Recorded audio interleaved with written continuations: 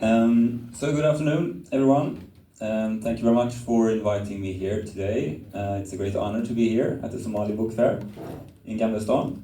So I would like to thank the organizers for creating this fair to create this place for cultures, ideas, and the stories that they come together.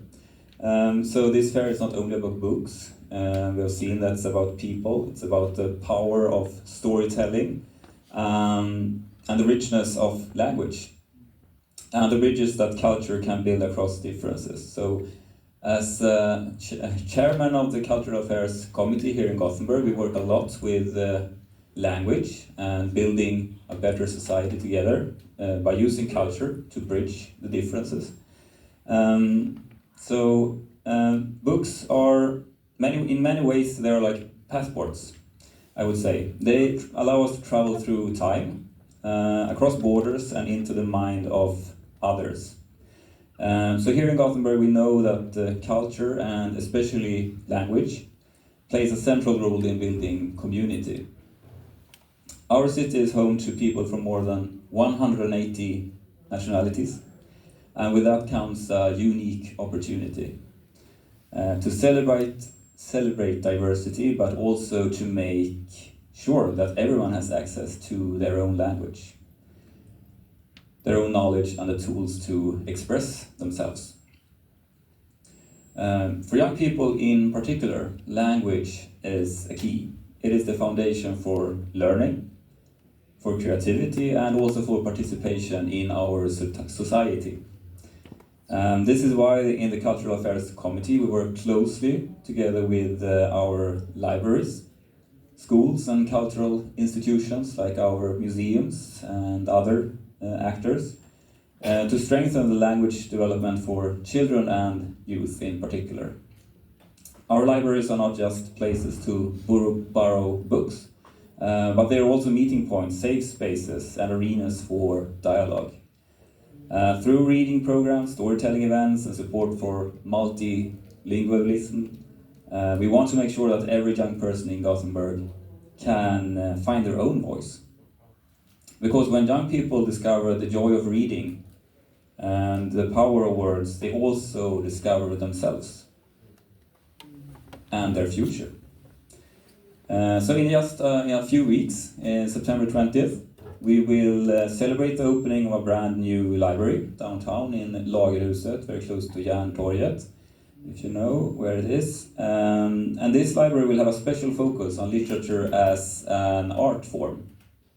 So exploring not only what we read, but also how literature shapes imagination, identity, and community.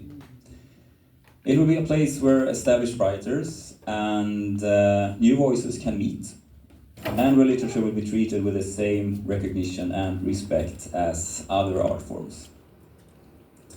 This is part of a vision for Gothenburg as a city where culture is for everyone, where literature, music, theater, and art are not luxuries but essential parts of everyday life. So here at the Somali Bookfair, this is an example, or a perfect example, of this vision in action. By creating this platform for Somali literature, it not only strengthens the Somali community, but also allows us to create a better understanding for each other and also strengthen the whole city of Gothenburg. So it gives us all a chance to discover new voices, to learn from each other and to see the world through various perspectives. So language is not only about communication, as you know, it's also about identity, dignity, and a sense of belonging. When we value all languages, we value all people. And that is why gatherings like today are so important. They remind us that culture is not something that divides us, but something that connects us. So on the behalf of the City of Gothenburg and the Cultural Affairs Committee, I want to thank you for this opportunity and important initiative to be here. I know this has been an ongoing event now for a few years, and I hope to be here next year as well. So I wish you all an inspiring and successful afternoon. And I look forward to continuing the dialogue, both here in Gamlestan and all around the city. So, thank you very much. Thank you. Thank you so much. And let's see. Now we have Osman, and his previous books have been bestsellers, The Skinless Goat and Swedish Fika. So now he will tell us all about another book. Welcome up. Applause. Thank you. It's not about another book, but it's the same Swedish. Thank you very much. I will speak mixed language, say Swedish or Somali. We'll see. My name is Osman, and I'm a multicultural person actually, and that's why I love to focus on culture. What's the reason? Because I have got through really problems, and as a teenager, I traveled to India in the Pune University. I studied there, an MSc, Master of Science.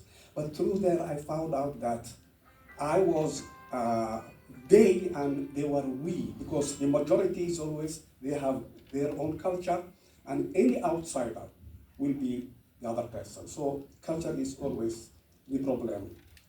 And when I went back to Somalia, I felt home. Then I came to Sweden. It's the same thing, because from Mogadishu, 38 degrees, to directly to Kiruna, minus 38.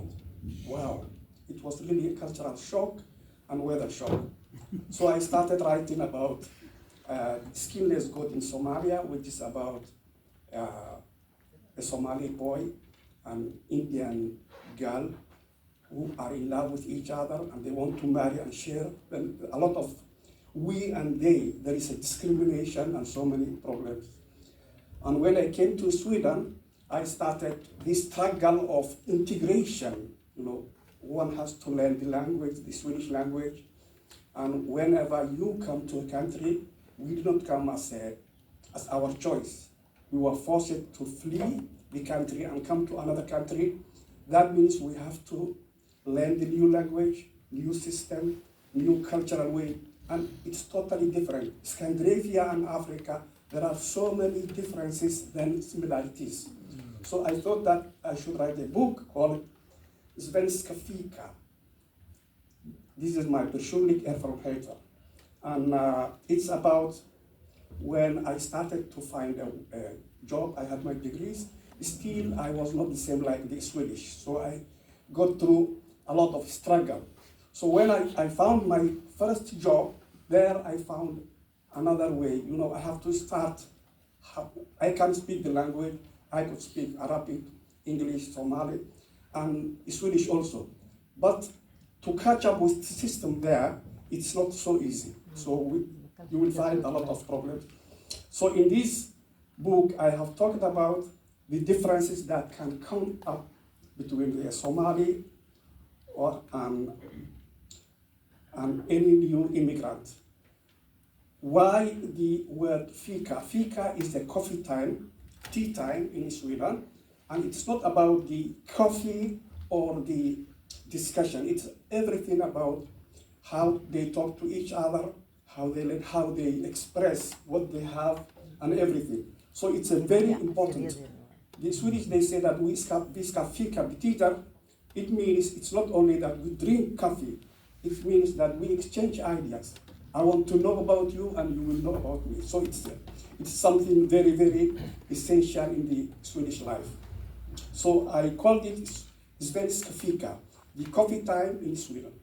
So I have actually pinpointed several differences between the Somali way of life and the Swedish way of life. First, we are what you call, the Swedish are more individualist society. That means the center family, or the center is the person. And what they call the Shen family. Shen family is the nucleus family, which is the father and the mother and the children. But here in Somali, it is communicated. That means when I say that my family, it can be that everything from whole Harabo, the whole family, Khabib maybe. So when suppose I receive a call from Somalia, someone who wants money, 200, 300, it doesn't need to be that only my brother or my sister. It can be far away from maybe my own tribe. So this is, the difference is very important. And the meaning of native select is also how we see and how the Swedish see is not the same. The definition of this, that means every country they have, there is a tribe or clan or whatever it is, but this is what I call is the start of the history of life. Everybody has started, in America, in Australia, the clan life, that the grouping, where the people become, the city has become metropolitan, and there is what you call civilization. The dependence of the group family will be minimum, and the dependence of the government is more. That means that's why in Sweden there is what you call insurance, family insurance, and everything. So this means the dependence of the Swedish person to his cousins is much less. While when I go to Somalia, I need my relatives need me and I need them, so there is so much. And in Sweden, when we come to as a newcomer for a refugee, there are also differences, like there is the uskrivna regla. Suppose like in Somalia, when I was coming the last time at the airport, my sister was shouting directly and there were so many people. And here in Sweden it's a shameful to actually scream. There are so many problems there. And the Swedish society is a tyst samhälle, that means silent community, while in many other countries like the Arabic society or the Somali society, it is loud society. That means I don't know him, I can just sit behind him and I can talk to him. But to come in contact with the Swedish, it's really very difficult. The difference of the, I think, I don't know if I'm stressed, I need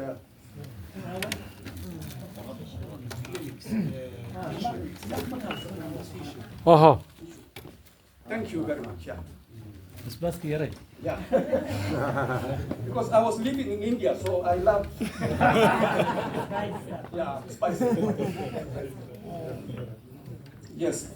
The other difference is that in we all get changed. Even as a refugee, when we come, the majority community is the right one, and we are not 100% right, because if a Swedish group they immigrate to Mogadishu, they will start after some time, they will start easily shouting and saying, Muhammad Kale Warya, so easily. But here, even inside the train, they don't talk to each other. So this is thank you very much, yeah. So it is there. And one important thing which I learned is that when I came here, I started as a studier handledare. I was here only 1 year. Then I went into the classroom with a Swedish teacher. I was sitting and I was helping one Somali student. I found out that one of the students had epilepsy. It was, and then he stood up and said, I have so and so, and all the students, they just take it, as it was, but in Somalia it's a taboo. If you have a TB, tuberculosis, you cannot say it among society because it's a shame. But here in society, whatever, so the taboo is more in other societies. When I say Somalia, I mean not only Somalia, in Africa, in the Middle East. So that's what I took mostly in this book, the differences in cultures between Somalia and Sweden, and also other Middle East countries. Then this book is about Sunita. It is the love story between a Somali boy and an Indian girl. But it's also about culture, because I remember when I was there, and they used to call us, I don't understand their language, they are talking about us, then I hear about the word Negro. their definition of Negro was all the black people that came from it. So I want to conclude in this that culture is not something that we have, someone is choosing the culture. It's about a way of system. It can be the language we speak, the history, and the upbringing, and traditions, religion, and everything. So if you are born in Somalia, you will have a Somali culture. But if you are born in Sweden or in America, you will have. So it's not the choice of the person. But we carry what you call today, there is a hate because of the cultural differences. There is discrimination because of the cultural difference. And it's all about this importance. That's why I came up with this book, Swedish Fika, in a different way. Thank you very much.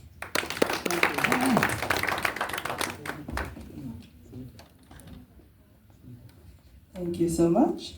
And now we have a lecture in Somali. So if you don't understand Somali, I can translate and sit there with you guys.